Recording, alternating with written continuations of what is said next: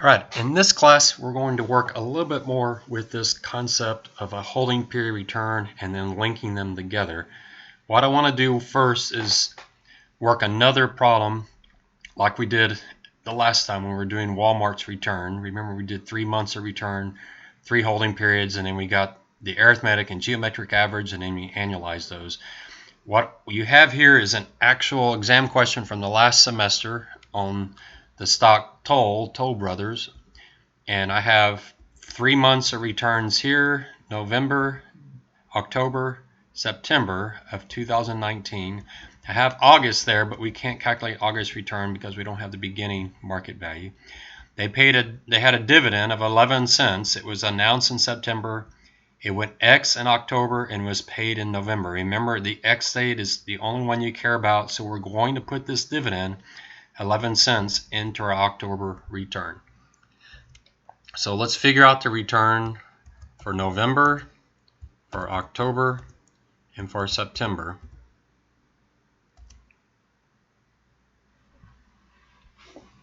So first we'll do the holding period return, and just to show you the formula for that, it will be the ending market value.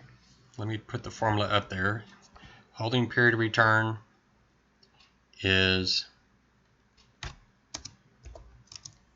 the ending market value minus the beginning market value plus accrued income divided by the beginning market value. So here for November, the ending market value is 40.17. The beginning market value is 39.77. There is no income because remember the dividend went X in October. Divide that by the beginning market value, 39.77. We hit enter. I'm going to change that to a percent with 2 decimals. 2 decimals is fine for this problem.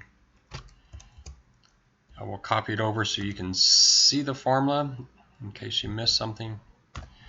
So there's November's holding period return. We can't do any statistics on that. We can't annualize it or take the beta or the standard deviation. It's just one number. So we need more returns. So we'll do the next month.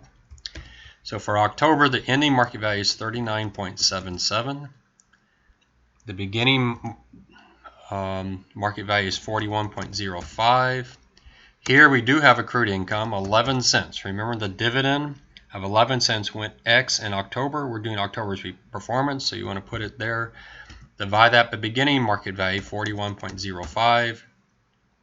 Hit enter, and there is our return for that month. Let me copy it over so you can see the formula.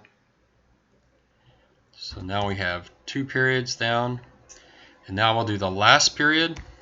September, ending market value is 41.05. Beginning is 36.19. There is no accrued income.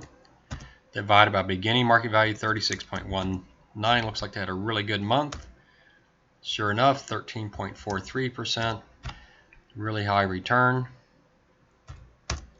So there's our holding period returns. So calculate A, the holding period returns. We did that. You notice I don't tell you which months to do, but it's obvious that you can only do November, October, and September. You can't do August because you don't have the beginning market value. The second thing is the arithmetic average. So the arithmetic average, I will type it in. We could use Excel to do this, but I'll use Excel to check it. But the arithmetic, you just take each month, so 0.0101 minus 0.0285 plus 0.1343, and there's 3 months, so I divide by 3, and that tells me the arithmetic average. Just to check my work, I'm going to let Excel check it for me. So I'll do average, and I'll go up and take the average of those 3 and make sure it's about the same, and it is. So that's good. Now we're going to annualize that. we'll put an asterisk. Remember the asterisk to annualize arithmetic. It's really simple. If I'm using monthly data, which I am here, that's the norm. Since there's 12 months in a year, I want to multiply the monthly average by 12. So I'll take that 386 and multiply by 12. If we're doing weekly returns, I would, in that case, multiply by 52. But here we're doing monthly returns, so I'll multiply by 12. I might give you weekly on the exam. I would not give you daily. Daily is a little tricky. There are 365 days in a year. However, there are only about 250 business days in a year, so it gets a little confusing. Do you annualize by multiplying by 365 or by 250? But I would never give you that. You don't have to worry about that. I'll explain the asterisk again here in a little bit. Then we'll do the geometric average. This one's a little bit more complex. And the most complicated part, you might want to write down and keep in your computer, so that the first part of it, before you raise it to the 1/3 power minus 1, you need that for the annualized. So you might write that number down so you have it handy for you. But let's do the geometric. So here I'm going to have two parentheses because I want to multiply all these together first and take that entire multiplication and then raise that to the 1 over the number of months that I'm doing, which is in this case 3. So I have 1 plus 0.0101, close parentheses, times, open parentheses, 1 minus 0.0285. Make sure you convert your percents into decimals. I'm assuming all of y'all know how to do that. Close parentheses times 1 plus 13.43% or 0.1343. So that number, I'm going to copy that down so I have it twice. So I need that both for the geometric average and the annualized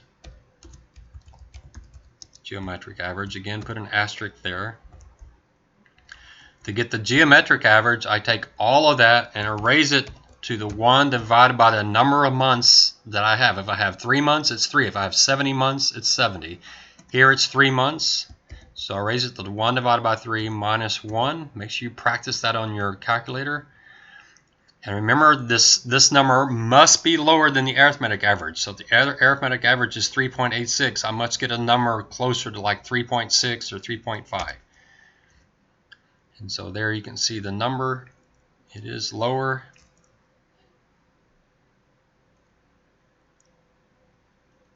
Go 2 decimal places. Sorry, my computer is very picky. It will not give me a choice. Okay, there we go. So 2 decimal places. Let me give you that formula so you can see it.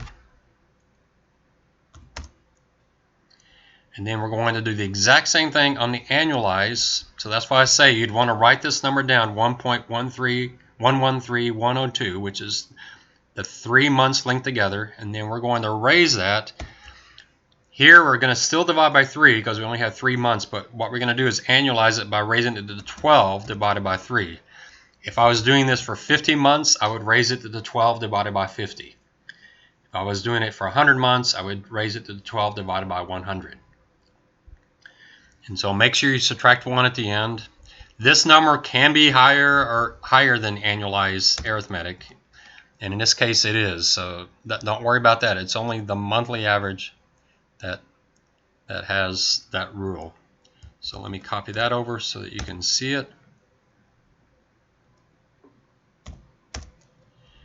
There you go. If you miss anything, just pause the video and you can see all the formulas written out.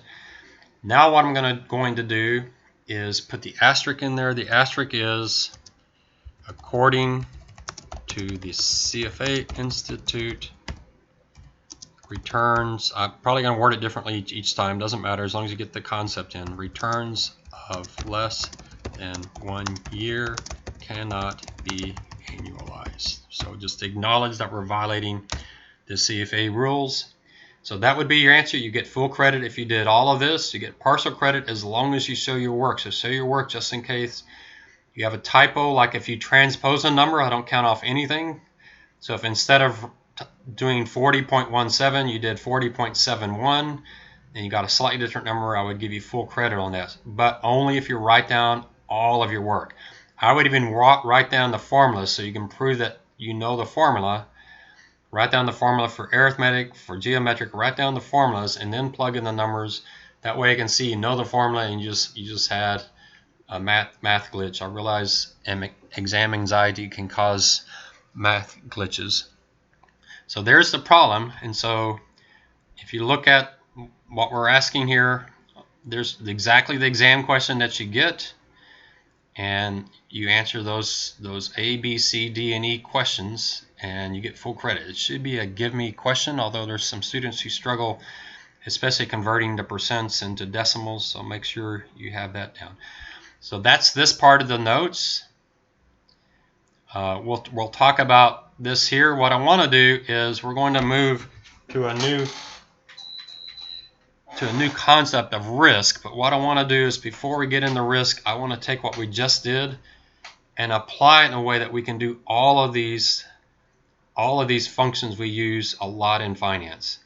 So this is something I'm going to save it for the next video, but what I want you to do, and I'll show you how I set it up and we get in the next video, I want you to actually, I'd encourage you, if you can, maybe watch the video on your phone and be in Excel and try to replicate everything I'm doing. Try to do it in Excel. You can't do it on exam because we can't use computers on the exam, but I do encourage you, try to replicate what I'm doing, and in fact, after we do this, go back and pick another stock and see if you can do everything we're going to do in the next video. See if you can do the entire thing with just a blank spreadsheet. I think it's really critical that you understand these formulas, and I'm going to show you a way to make sure you really understand them. So what we're going to be using are the holding period return, the formula we just used. We're using this formula. We're not using a more sophisticated formula. Using that formula. We're going to calculate arithmetic returns, annualized arithmetic returns, geometric returns, annualized geometric returns. We're going to calculate standard deviations, annualized standard deviations, beta, correlation, and R-squared. There are no annualized betas, correlations, and R-squareds. So standard deviation is the only risk number we can annualize. So that gives us what we're shooting for. Let me show you what we're going to set up for the next video. Is I brought in from Yahoo Finance. If you look at Yahoo Finance, I have Apple stock loaded. My machine's very, very slow for some reason, but I have Apple stock loaded. I told it to go back as far as it could back in time, and I chose it to do monthly. I hit apply, and then I download it. And when I did that, I got Apple's stock price all the way back to December 1980 through March of this year. So I'm going to actually delete March of this year because March is still going on. Unfortunately, it's going on in a really volatile way. So we have numbers through February, and I'm also going to delete December because I don't know exactly when in December this data starts. So I'll delete December. Actually, let's leave December in there. I think we're pretty safe that last number is December 31st. The only number I need is adjusted close. So let me, before I get into the next video, explain adjusted close. Remember when I said a firm pays a dividend, that dividend reduces the stock price. So if you look at the actual closing price, it's going to understate the return of the stock because it doesn't include the dividends. But Yahoo Finance has this wonderful thing called adjusted close, where they actually take that dividend and assume you reinvest it in the stock, so that when you use the adjusted close, you get a true total return for that stock.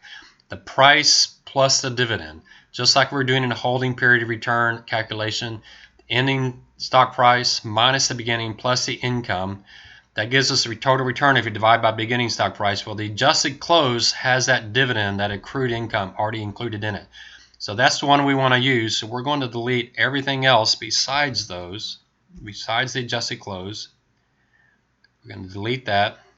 We're going to delete the volume. We don't need that for here. I'm going to type that this is Apple, so I know that it's Apple.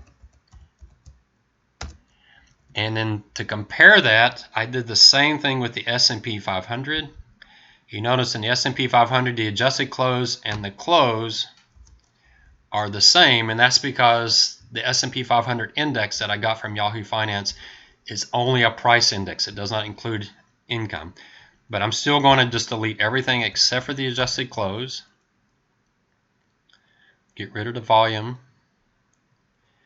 At the very end, I'm going to get rid of the March. So I'm going to take all of the S&P 500 and copy it. I'm going to put it right next to Apple. So I'll take this and copy and right click and paste.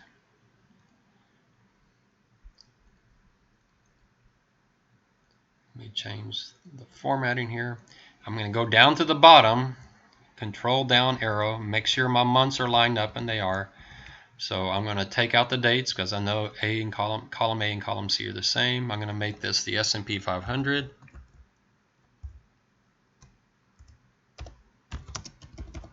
Price only, just so we know. So now I've got the data, and so next class what we'll do is I'm going to show you some really powerful things. Now that we have all of this data, we can calculate holding period returns. We can calculate average returns, annualized average returns, standard deviation, beta, correlation, R squared.